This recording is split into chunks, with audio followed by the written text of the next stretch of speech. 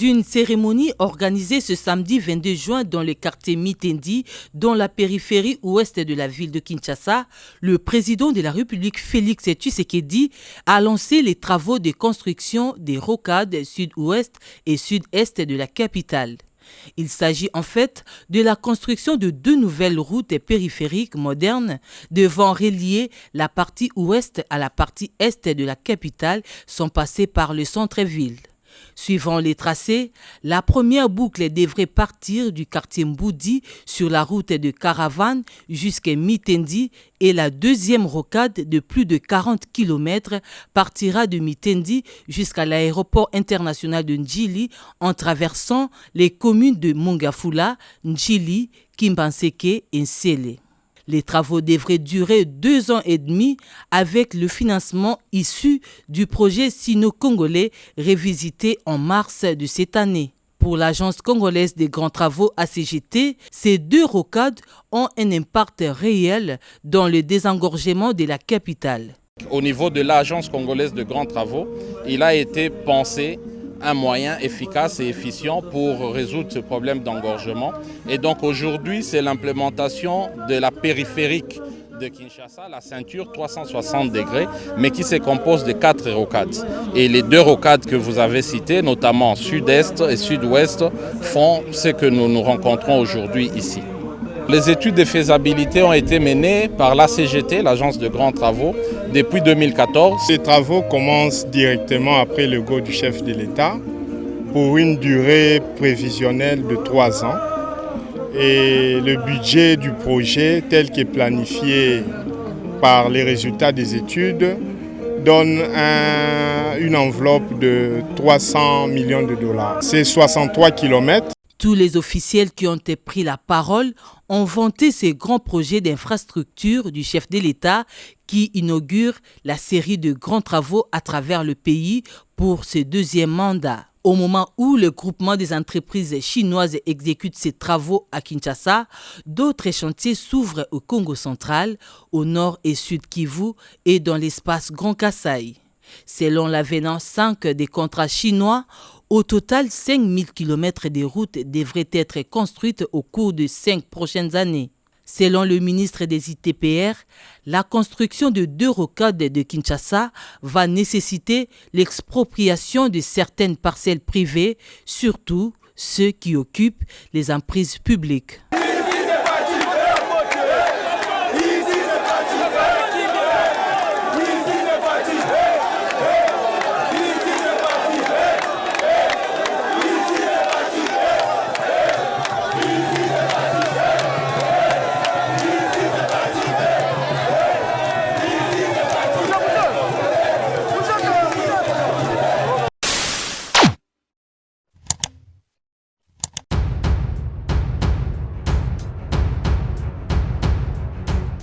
Bayi commune tope ba notable ya commune ya Kinshasa basengi matondo mingi na ba député tope bantoma ya engumba mokonzi Kinshasa kopona Daniel Bumba lokola gouverneur na yango esengeli boyeba ete ba fandi ya commune ya Kinshasa bazali kosenga merci mingi na Daniel Bumba wazali mwana na bango leki yaya tope noko ete esengeli asala musala malamu kolongola bosoto na engumba mokonzi Kinshasa kolongola ba insalubrité tope bakuluna oyo bazali kotungisa bana enguma mokonzi Kinshasa na boye toyoka moko sima moninga ndenge basololaki na micro na biso liboso na lobete Daniel Bumba babotela miso na ngai ngala zara ba 71 yazana babotela na 72 bango nande konaye Valency baboti bako tata na bango pa beli akufeli kakawana. Alors, pour le conseil de détail, pour ce nangai, les aliboui. Le papa Bumba, le bébé n'a combat Kitino. Alors, na sengi pa ya papa, lokola nzamba songi a commissaire mon comptable à Kinshasa. Pour ce nangai, il y a pour l'anga na liberté. Il y a le bosso a bon service sur le Kimboka qui à Kinshasa. A bon sa plateau Israël bande dimati na commerce aux manango ndenge ezaka kitoko makasi alors abongisa biso commune ya Kinshasa, abongisa biso plateau, alors azongisa biso kini label parce que le commune qui la poubelle to ka longo biso soni, on biso soni luko bati baba wana balbakete mwana mukabe abete kambunda mikolo abinaka ye abete biso ngude biso ko nini tobina to baki to tika simate pour na likambo etali Daniel Bumba c'est un vieux, c'est un grand frère pour Nabiso. Nous sommes dans le quartier en tant que jeune. Toza na simanae, tolingi karato la kisei keno. On est là pour nous assurer que quinquennat na 5 ans na oyo est à la réussite totale. Puisque avant hier, ba prédécesseur na ba Jerembo ka bienté, ba finami na sima. Même les familles sont humiliées et toza na posa te biso en tant que famille à Bumba, en tant que bandeko. Ba natif ya commune ya Kinshasa to ka ki après 5 ans Bumba afinga mabiso pe to finga masone na commune ya Kinshasa non azaki moi la commune ya Kinshasa a géré mabe doza na posa na ngote.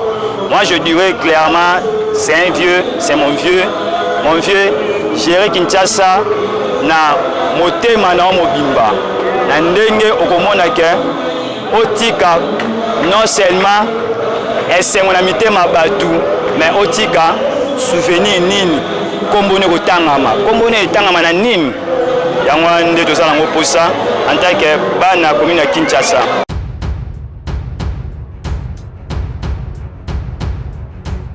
Papa na ye munanga leo ya Luvungi septembre petit donc on a appelé un notable la commune ya Kinshasa na liboso na message na liboso ya ko présenter ma félicitation ndenge nzambe asali que ya bini mukonzi ya engoma ya Kinshasa gouverneur ya Kinshasa na sepemi na ngo ona ngo biso ba papa na yeto moni ndenge ya botami na yakoli ezele sengo monene nzambe apambola sala musamba na osengi na ye atia bopeto ndenge mboke bo donc papa bana baby yet vraiment atia encore cheval de bataille ne obongisa ba balabalo ezali ba loba ba plateau kabambar ba ita ba koza korele commune ya Kinshasa na baba donc plateau itaga Croix Rouge donc comme ça ça commune maire il faut y refléter que ça allait sur commune maire ils ont la kitoko et puis ils appellent nani na ndenge bangule yo salama ville commune ça éclairé pour na ba insécurité ezalaki pour bato mongulu ba yo sa mongulu mingi na bisika ko molele ça alors ceux qui partent ils allaient éclairer en tout cas mboka commune za na base na makina bato mongulu ba za na place ko ça mongulu de kona donc après ça mitino de façon que kimia ezala na kati ya mboka ba policier bato sa mbe ko ba policier ba batela ya solo bato pour rôle ba policier zali ko protéger bato na biloko na mais souvent on peut protéger la police nous pas sur au moins policier na ba heure tardive a ba ke biloko no so na ngeke yenda ta asa ba benga ba autorité la police na après ça nous discipline que ba pesa ba consigne na ba tout ba comme des troupes ba tout ça mais ba batela biso ba tout na ba biloko na biso.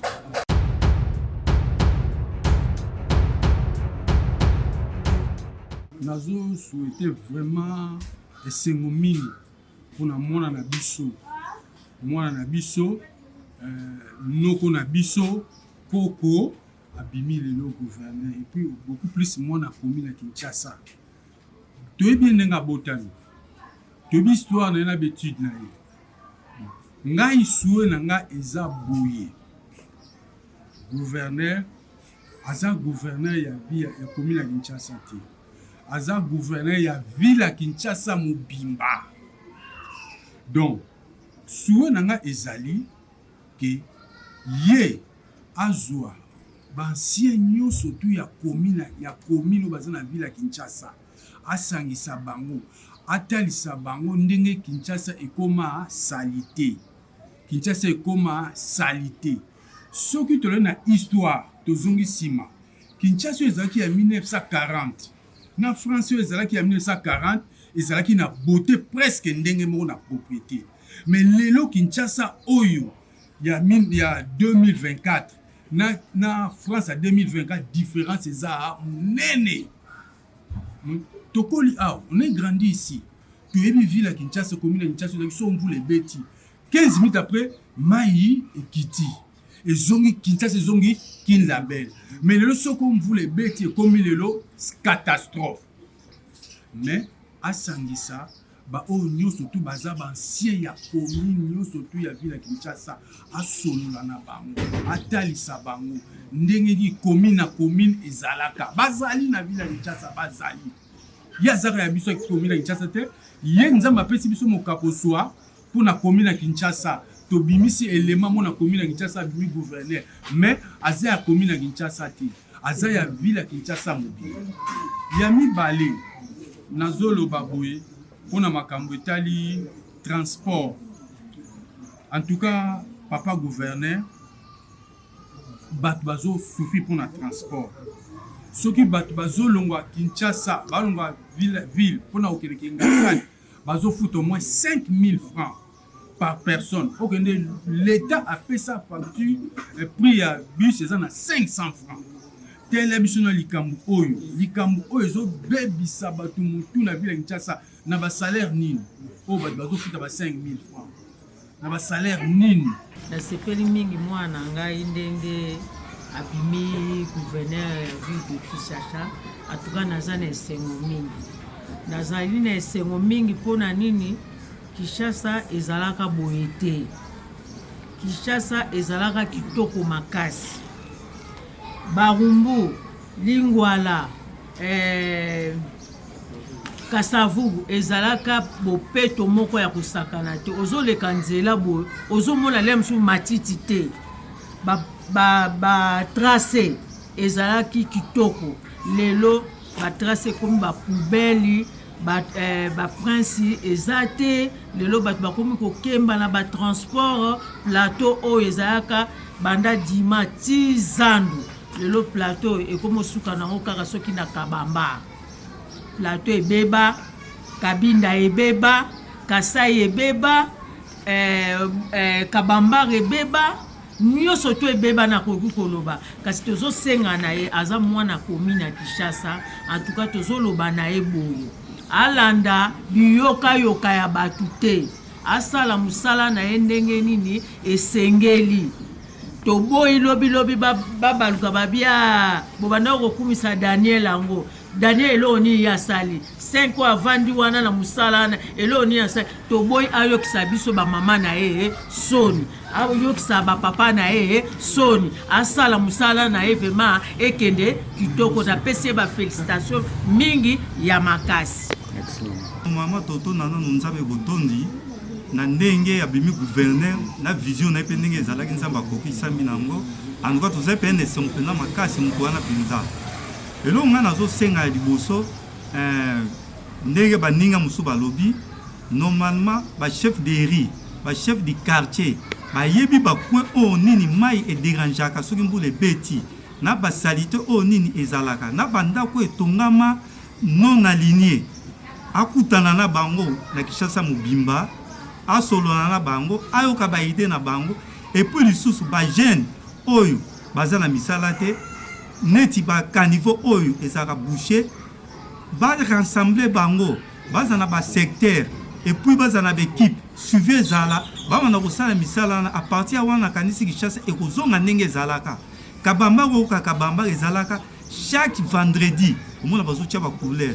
c'est comme 18h moins de peli 5h moins de katani azongisa eloko wana ndenge ezalaki soka kutani na tous les 26 communes ba notable na ba chef de riz na ba chef du quartier arozana idée na vision penza ya bien côté o e dégrangeaka mai ezali ko leka bien te na koto ba caniveau beba na ne ba tonga na archifo wana na kanisi wana ako réussir yango penza malamu ke akene kaka boye ezate soué na biso ezali makasi ke asala musala na ye na ndenge penza o esenge penza ke ninga zali mwana komina Kinshasa et puis miroir ya capitale ya Zaïre eza Kinshasa anuka ba bon soué biso ezali penza ke akende liboso Congo ebonga penza et pas esusu bosengeli koyeba ete bana commune mais basengaki lisusu na gouverneur Daniel Bumba ete esengeli Kinshasa oyo ezalaka na 1940 kin label ezonga lisusu kin label mais kasi lelo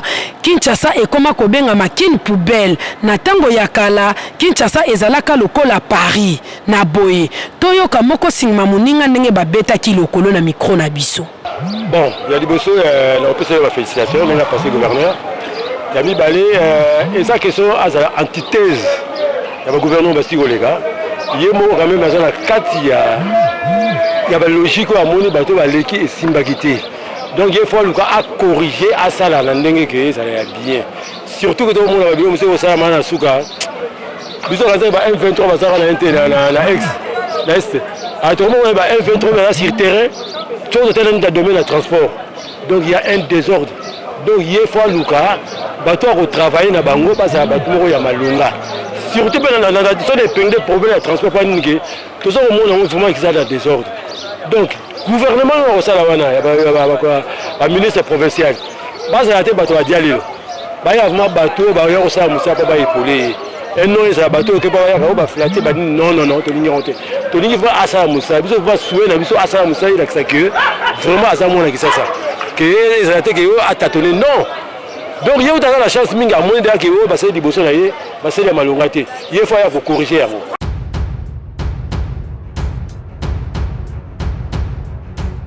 Na pesi na kumisi nzambe makasi na ndenge koko na ngai noko na ngai abimi mokonzi munene ya ngumba Kinshasa.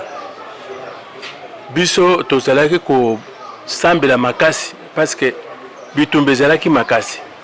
Mais na losambo na biso nzamba yoki kolera na biso lelo yo abimi mokonzi ya villa Kinshasa. Ba makamususo ya kobongisa villa Kinshasa ba mususu base balobi kasi oyo ngai pe naza ko bakisa ezali yake biso bato to comme déjà na 3e âge moyen ko sa misale zate aka metela biso bana na biso yo baza ba licencié baza ba gradué apesa bango misala mais de l'entretemps nzambe tangu nyoso to toza ko bondela poke misala na ye ekende liboso pe ayoka biyoka yoka na batute yango wana likambo penza ezaki nanga na motema yango wana totonyo botondi kasi mutuna mususu tebite lelo oyo na manda na ye omonte ke bino na commune Kinshasa nde sengo telema liboso pona recite ya manda na ye papa kuna discussion ezate okotele masima na ye tokotelema akosala musala na ye malamu koko somoko ekozala wana te d'ailleurs mama na ye akobenga ngai noko nazali penza membre ya famille na ye donc nako kulinga teke shit et salama na sima na ye il faut akende ka liboso manda na ye réussir et puis na sima nango soki abongisi malamu asali malamu ayoki biso ndenge tokoloba na ye akoko doubler manda mosusu eloko nini okosenga na bakinois na bakinoise oyo etali bongo makambo ya dernier moment puisque mutu nyonso motema moto lokola kobimi déjà gouverneur abana musala bato kobongisa maintenant na bandite osenga na bandeko nini pona bandeko bazala motema moto te po musala soki mutu abandi musala na ba conseil yo bisto bandeko pesa ye na kanisi bato bakomona ye malamu parce que elikambo nyonso to ezali soki azala ba faux conseiller bato bane bakoyina ye mais na biso banoko na ye ba famille na ye to bano pesa conseil malamu et puis population pe bakolinga ye. Merci maman Blandine baby.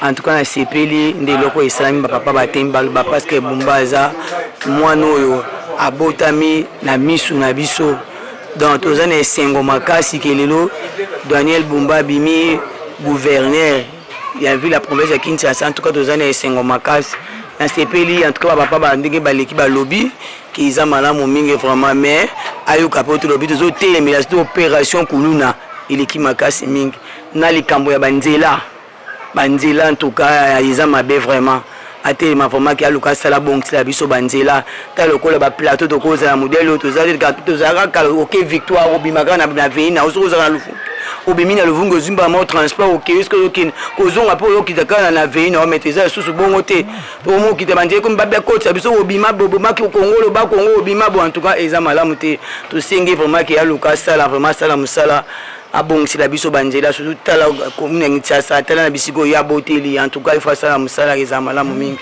en tout cas na CPL en tout cas to pesi David ngai moko ya ba papa oyo loa kola tomona na kobotama na ye akoli kotoyo aza mwana biso penza même maman na ye ata tokutai na nzela tozangisa mbote te mon problème eza boye Kinshasa barumbuli ngwala histoire ya kuluna esila asluka stratégie nini luka peut-être ba mettre sans paquet quel que soit formule nini akoyi kosala po kala ezalaki mutakolongwa ake concert azaiko azongine 2h du matin 3h du matin nakenda na Milano nake somba kwanga kitino petina se kuna ozongino pepele mais lelo mutakoma keba le problème il y a sécurisation c'est vrai c'est le problème le ministre à l'intérieur mais lui étant gouverneur il faut beta lango c'était surtout commune ya botameli Kinshasa barumbu na lingwala yango na obeta c'était pour tous approches si biso parce que tous approches ya ville eza déjà dans nous sonne et puis éclairage na oetali éclairage pona parce que molili ya mtezo benda mingi mama kambwana asa la création d'emploi ya mike net batu mususu ya kokombola ka balabala azwa bango mingi na barumbu Kinshasa lingwala comme ça biso lokola toza batu ya oyaye toko decevaka jamais c'est ça mon problème Zali monsieur Kalala Kabulai nazali changera na Kabambar. Bon, souhait na biso ezali que non à réussir na Kinshasa. Vraiment Kinshasa comme saleté makasi. Tozo souhaiter na ye na ndenge moko alobaki. Tokobeta ngo toro. Tozo linga vraiment et ça la mandenge ya lingela ki wana. O vraiment yazali natif ya ville ya Kinshasa. Akoli awa atangi awa asali ba makambo nyonso awa wana kozala échec na biso nyonso yo tokoli na ye ensemble donc il faut vraiment à démontrer à ça le tout possible de façon que à changer Kinshasa wana je suis sûr na ye toujours soutenir à 100% toujours soutenir vraiment à 100% quel que soit attenderi na ndimite keno akoki kobeta libaku na musala na ye po ye mo aza déterminé ayebi ke o ezali fief électoral na ye donc il faut ça le nécessaire biso za ba projet mususu on a yepé maître Asimou ceinture noire 3e gars ya Julo Club Kinshasa côté peu honorable gouverneur asala pe Julo na Jisekin ils ont la croix rouge en tout cas la PC mbota passant voilà mais to yokaki ler lobaki moko akomela bato polo Kinshasa ezobonga donc abetaki c'était makasi pour la Kinshasa balabala commisalité Kabamba rebebi plateau qui te kufa kala donc ndenge na pouvoir na ye oyo azong sa ba route secondaire union sur net plateau Kabamba donc banzela surtout fait comme bokasa ebonga pour la donc commune Kinshasa ba rumbuli ngwala faut que là aux place où il y a faut banda pour que ça musa liboso yango wana aye na esprit de Dieu le esprit ya nzambe zakati na aye pour abongisa a corriger ba erreur oyo bato basalaki ya yesko akela na alignement normal aye akabola te on bila ville que ça c'est monene ba matati kibala ba malweka au bana molo so bani Kinshasa ba rumbuli ngwala après zo matamale bazo kende en tout cas to betele to pese coup de chapeau makasi asala là où tout ça c'est sala. Les impressions, bon, nous sommes tellement contents, nous espérons à quelque chose, puisque la ville vraiment est vraiment débradée. Nous espérons qu'avec le nouveau gouverneur de la ville, il y aura quand même évolution par rapport à ce que nous avions constaté. Ce sont mes impressions. Bonne chance. Que le Seigneur lui donne l'intelligence et la sagesse. Surtout la sagesse. Pour qu'il gouverne bien la ville de Kinshasa. Beaucoup de gens que nous avons rencontrés parlent de la sécurité dans la commune de Kinshasa. Est-ce qu'il sera en mesure de mettre la sécurité totale dans la commune de Kinshasa ou dans cette province, ville de Kinshasa? Pourquoi pas? Il est de la commune de Kinshasa, c'est un Kinois. Merci beaucoup. Nalingina Lobaboy, on a aussi un PC dans beauté, na pouvoir où il y a jui. Les alliés pouvoir moko, les alliés défis mener pour la biso pépé. Nous avons besoin que non ameka moyen na nous ya kobanda non kobongisana nous barumbu Kinshasa lingwala Gombe. Nous avons salité moko donc impossible. Donc il y a pas moyen que tu roloba moyen to loba pesa te po ezomona na déjà. Oyo ba sali déjà ba baby citro. Yango to pesi merci beaucoup donc na pouvoir oyo vraiment na yebika kosala po ye moko azali amona kini ya solo azali muto ya botami awa na commune ya Kinshasa to vandi na ye to yebi bien. Tango azali na pouvoir te to yebi bien. To yebi ndenga asalaka. Yango biso toza sima na ye take biso ba Kadhafi nde tozali na coin ya bokasa kabamba. Yango na bina yeke na pesi merci beaucoup na pouvoir oyo azu na yebike ekozala malamu. Alors en tant que natif ya commune ya Kinshasa, quoi ba Kadhafi na base na biso oyo 10 millions c'est quoi? Et si yé mama partout ba yebi yango. Bon pour na biso to lingi to soutenir ye buna boy. Na misala nyonso oyo kosenga biso tozali na sima na ye. Tozali derrière ye. Donc biso tozali derrière ye na misala nyonso oyo akosenga po to banda kosala tozali sima na ye to soutenir ye na ba idée na ye biso pe to renforcer ba idée na biso pour na kopesa ye to memela ye pour ça la bien. Yango wana. Na pesi ye ba merci mingi n'état ya pouvoir na ye oyo ya suit. Pour soutenir ye na ba nyonso oyo problème ya ville ya Kinshasa pour soutenir ye. Pesi bonne chance dans la ville ndenge ezali biso ba Kadhafi Kabamba 10 millions c'est quoi? La salubrité pour soutenir le numéro 1 Daniel Bumba gouverneur de la ville de Kinshasa pour soutenir ce qui est que c'est na sala to sala pour ville na biso ezala propre to pesi ba bonne chance il y a 5 ans à transformer ville.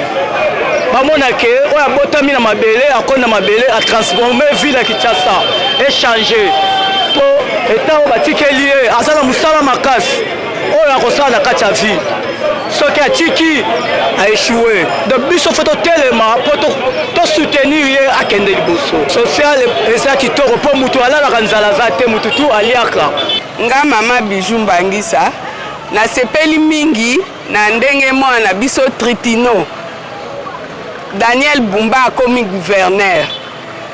Ata ela biso na likambo ya balabala bokasa. En tout cas biso toza penza sima na ye biso ba mama na ye toza sima na ye. Abongisela biso malgré akuti bokaseza ya kobeba. Ya abongisela biso. Soutien na biso ba mama ya commune ya Kinshasa et surtout na quartier Boyoma. O esika Tritino abotami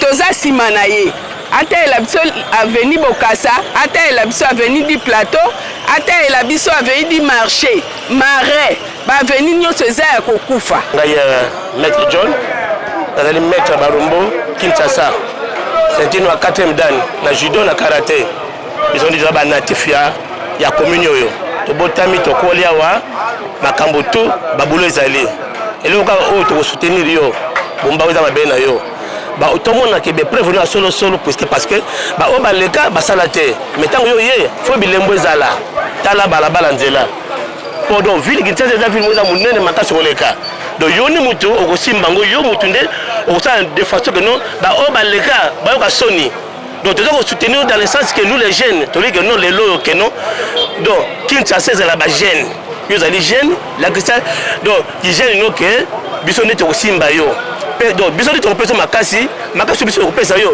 l'accès de volonté na yo na mosala oyo kosala wa donc tobezelo maboko na ba action liboso oyo kosala na ba commune oyo zali vraiment ça c'est une bonne idée la question malamu to bandaka les cantons na tango ba général bazalaka bayaki bakutana biso to sur la concernant bakuluna mais ba conditions pesaka bango bakokaka te pe bazana ba moyen te to senga ba moyen c'est-à-dire d'équiper biso pas protéger biso ce qui est attends c'est-à-dire to connais déjà na V12 que non encadrer ba jeune ba sportif ya commune Kinshasa Barumbu yo ko mo su kuluna te kuluna zane rien de fois biso a mettre azarien to que non konze makala commune makala ko to lekaka boneso bakona bakima donc so kuja musika ya mettre biso neto c'est-à-dire biso c'est-à-dire to encadrer bango suivi la mise en ciment yenda pesa so ba moyen c'est-à-dire à cette volonté d'abord biso mo to ça nango pour donc commune nyonso ekine à l'avant donc eloko to sanga ngai kombo na ngai za Hugues Zangabi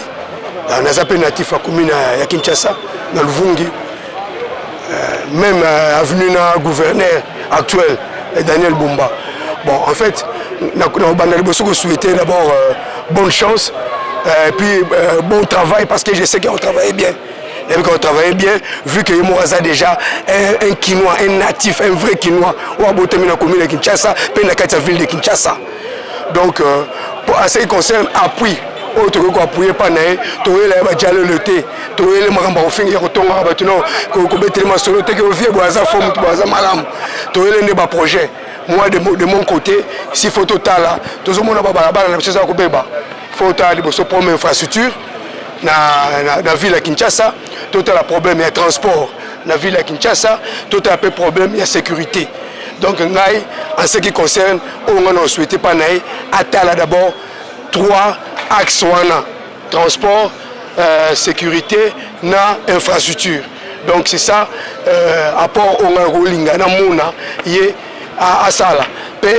Avec l'expertise de tous anango, tu dois apporter un peu sur appui dans le domaine c'est-à-dire dans le transport et puis dans l'infrastructure et puis bon sécurité vraiment et ça domaine il y a été mais moi en ce qui concerne le transport je peux apporter un plus pour Daniel Bumba. Donc c'est ça. On a encore le bapon et nous souhaitons encore bonne chance. Nzamba Zalanaï, Moussalanaï qui est liboso. Il faut des défis. Je me présente, je m'appelle Monsieur Olivier Mbangisa. Je suis acteur de la société civile au niveau de la ville de Kinshasa. Je suis secrétaire exécutif d'une ONG qu'on appelle le Collectif de développement intégré au Congo et chargé des groupes thématiques au niveau du cadre de concertation de la ville de Kinshasa. Nous donnons tout notre soutien au gouverneur, parce que d'abord, moi je suis un natif de la commune de Kinshasa et c'est la première fois qu'un gouverneur sort de notre commune.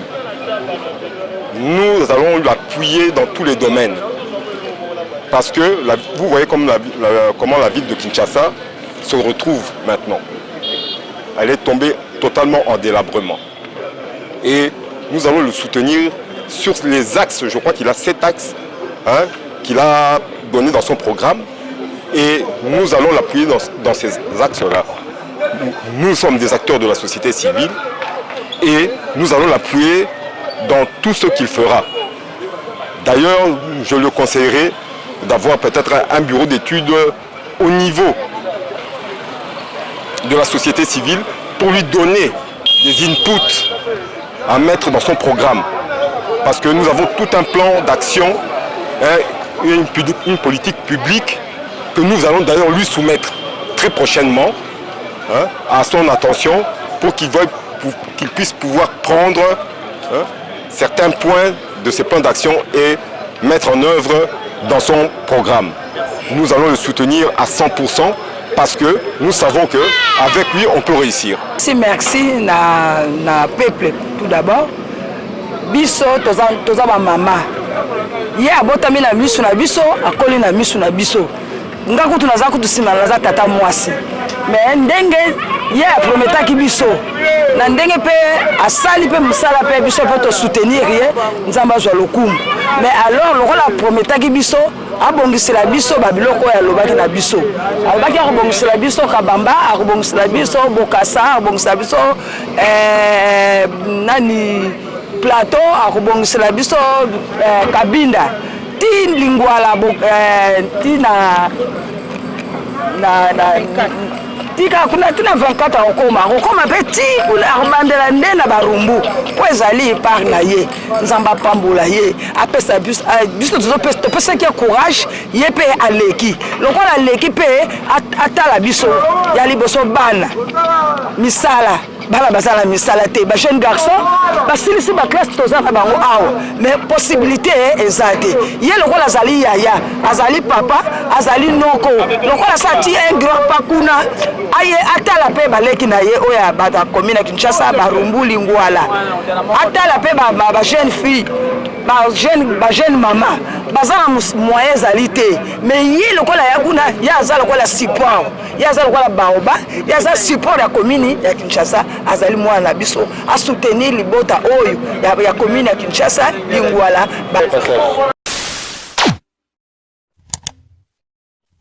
Africa cool, et abena cool, Africa cool, abena cool, le quoi cool matopi. Après toujours,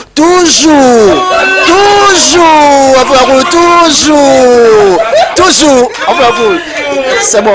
Et ça chaîne est bien, et puis vous êtes très rapide.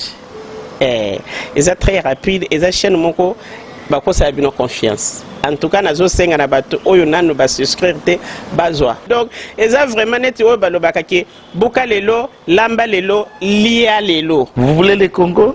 Pour que le Congo devienne cool, pour suivre les cool analyses, alors revenez et abonnez-vous massivement. Bobozana Moana, massivement. Alors, beaucoup de gens ils pensent que l'Afrique cool donne l'information en temps réel.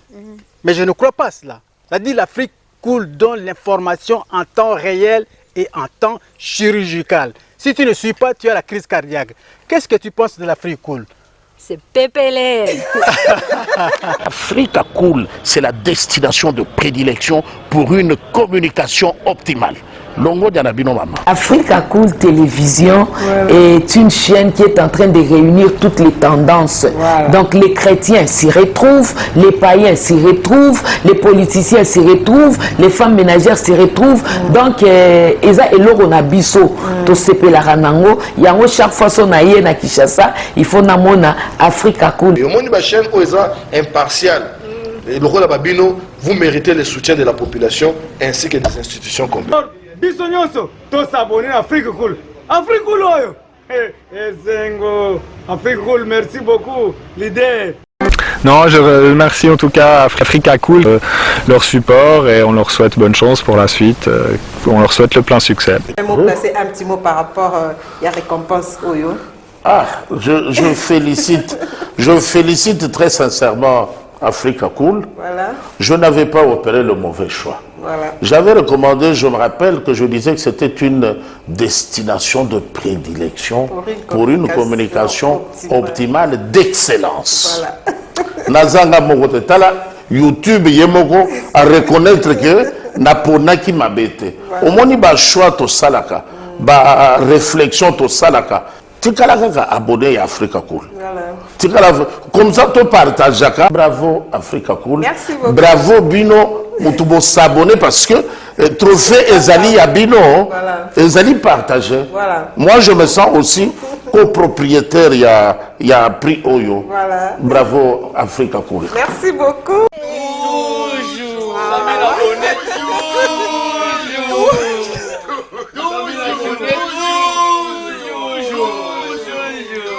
Une chaîne qui est en train de réunir toutes les tendances.